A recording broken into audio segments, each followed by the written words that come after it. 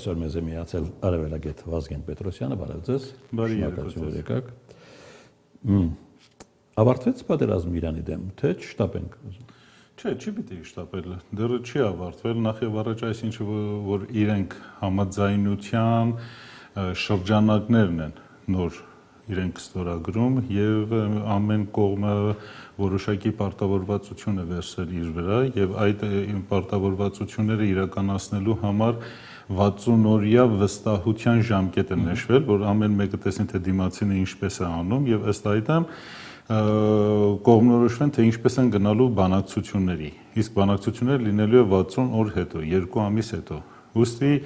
դեռ շատ շուտ է խոսել այդ ամեն ինչի մասին։ Նախնական այն ինչը որ գրակը դադարում կասկածում եմ։ Հա։ Տեսեք ինչպես է։ Թրամփը շնորհավորում է այդ ցուցակ։ Թրամփը փետրվարի 28-ից այս կողմ արդեն 40 անգամ CNN-ի տվյալներով ինքը ասել է որ պատերազմը ավարտվում է, Իրանը հանձնվում է, Իրանը ոչնչացել է, Իրանը այս, Իրանը այն, բայց Իրանը ոտքի վրա է։ Կարևոր ինչ որ համաձայնության եկան, չէ՞։ Ինչ որ տեսեք, հիմնական համաձայնության շրջանակը 4 կետի շուրջ է։ Առաջի կետը այն է, որ բոլոր կետերում պետք է դադարի պատերազմը՝ Լիբանան, Իսրայել, Գազա, Իսրայել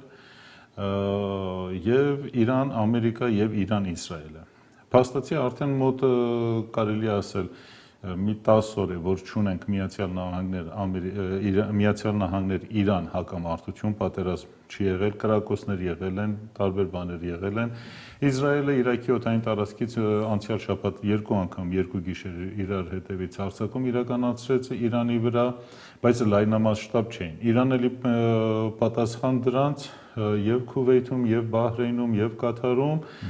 ոչնչացրեց Միացյալ Նահանգների խաղաղօվկիանոսյան հրամանատարության հիմնական կանխազդանշանային ռադարային համակարգը, որը իրականության մեջ կույրացրեց այդ հսկա բանակի աչքերը եւ ականջները խլացրեց։ Այդ իսկ պատճառով Թրամփը ստիպված եղավ գնա որոշակի զիջումների։ Զիջումները իր կողմից այն էր, որ այո, այդտեղ պատերազմը դադարելու է։ Ինչ որ մեկը հետքայլարել է այստեղ։ Միացյալ Նահանգները առայժմ հետքայլ է արել։ Բայց այս հետքայլը, գիտեք ինչպիսին է։ Իրենք Թրամփը ասել է, որ Լիբանանում պատերազմ չի լինելու։ Բայց նոր լուրերը նայում են, ընդամենը կես ժամ առաջ հարավային Լիբանանը ռմբակոծել է Իսրայելը եւ մի քանի տասնյակ բնակավայրեր ինքը ոչնչացրել է։ Սա բերելու է որոշակի խնդիրների այս համաձայնության։ Հարավից դուրս չենք կապ Իսրայելի։ Այո, երկրորդ կետն էլ դա էր, որ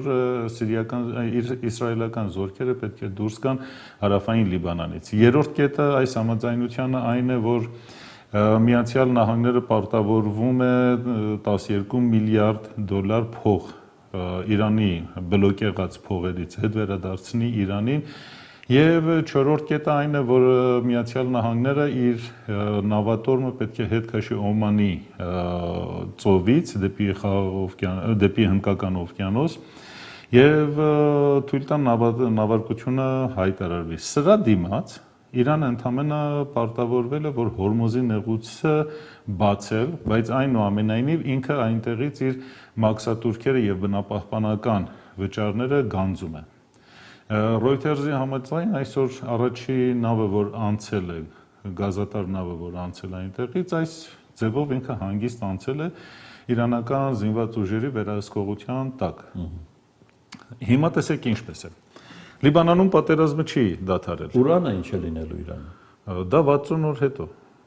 Ոչ մեկը դրա մասին հիմա չի խոսում, բայց երեք գիշեր Թրամփը մեկ հատ հայտարարություն արեց եւ ասաց, որ Իրանը կարող է ունենա ուրանի հարստացման ցածր տոկոս, 3.3%-ը, որը ունի ավելի շատ բժշկական նպատակ, քան այլ։ Բայց հիմա տեսեք ինչպես է։ Գազայում պատերազմը շարունակվում է, Լիբանանում էլ շարունակվում է։ Միացյալ Նահանգները ինքը գումար չի տվել, բլոկեղած գումարներից չի բաց թողել Իրանի համար։ Վաճառվի Իրանի նավթը համաշխարհային Դա այն ժամ արդեն 2 ամիս է, որ ինքը թույլ է տալիս, քանի որ եթե թույլ չտար Իրանի նավթը, Իրանը օվկիանոսի վրա ուներ մոտ 280 միլիոն բարել նավթ